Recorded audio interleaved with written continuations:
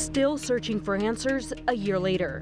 And what concerns me is them going out and doing it again and killing another innocent person. A Caldwell family dealing with the loss of Joe Flores, shot and killed in Nampa. And now they're demanding more answers. They need to do their job. From each and every state department in Nampa. We just want justice for Joey. A year ago, Joe Flores was shot and killed in the parking lot of the Buffalo Wild Wings in Nampa. The family now speaking out about what they say is a lack of communication they're getting from city leaders. Our Brenda Rodriguez joins us now with the details. Brenda. Well, Maggie, Justin, as far as updates, there isn't much that we can report on right now, but Nampa Police says that this crime was related to gangs, and they say that getting witnesses to speak out is hard when it comes to those types of cases. The communication between these families and the police department is getting harder to keep as cases continue to stack up, and it's leaving families like the Flores wondering if they're ever going to get closure. Él no tenía problemas con nadie. Martín Flores remembers a conversation with his son, Joe Flores. Y le pregunté, ¿qué quieres para su cumpleaños? Digo, no quiero nada. Digo, después te digo. Porque cada año se lo celebraba su cumpleaños. Little did he know, it'd be the last one.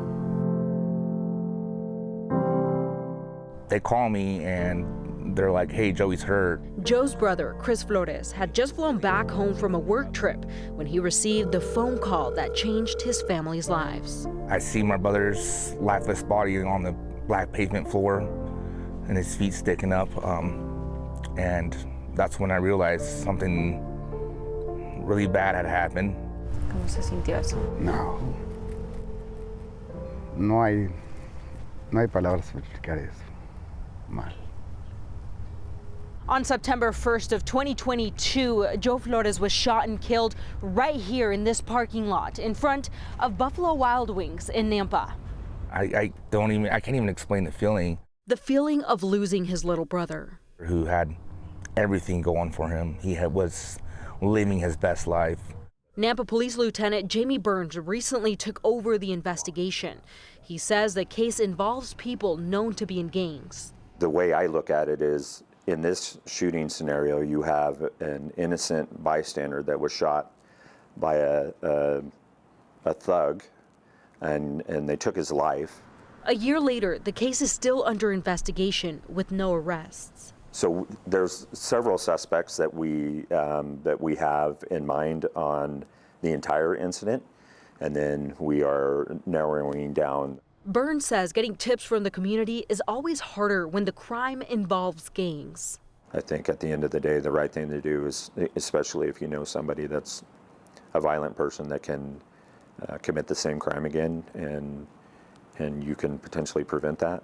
But patience is running out for the Flores family. I know they can't tell me much, but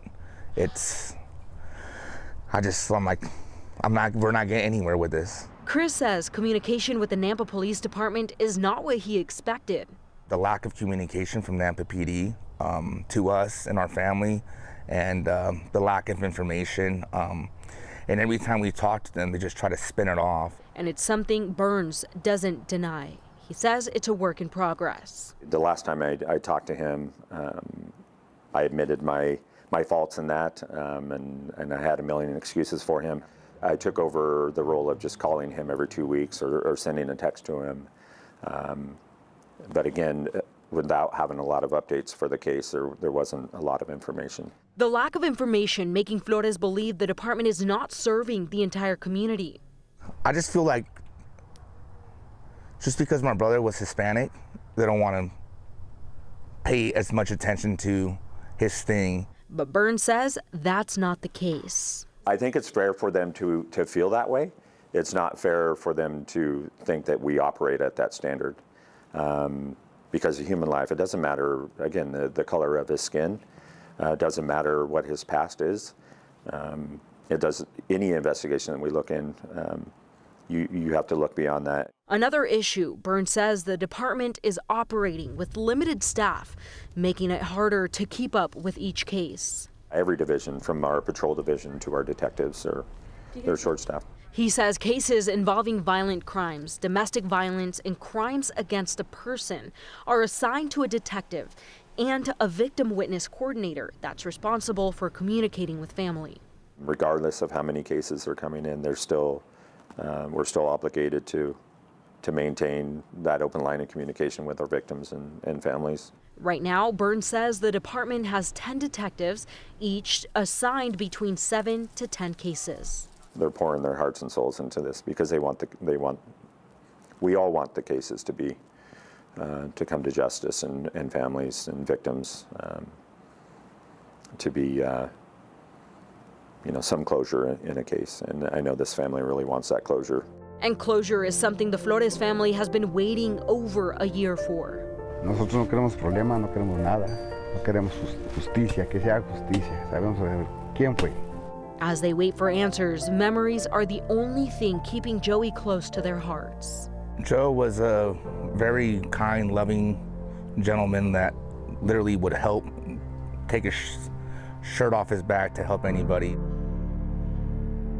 Now, September 1st was that one-year mark, and they actually met on that day with Officer Burns to talk about more of that communication style, what works best for both of them.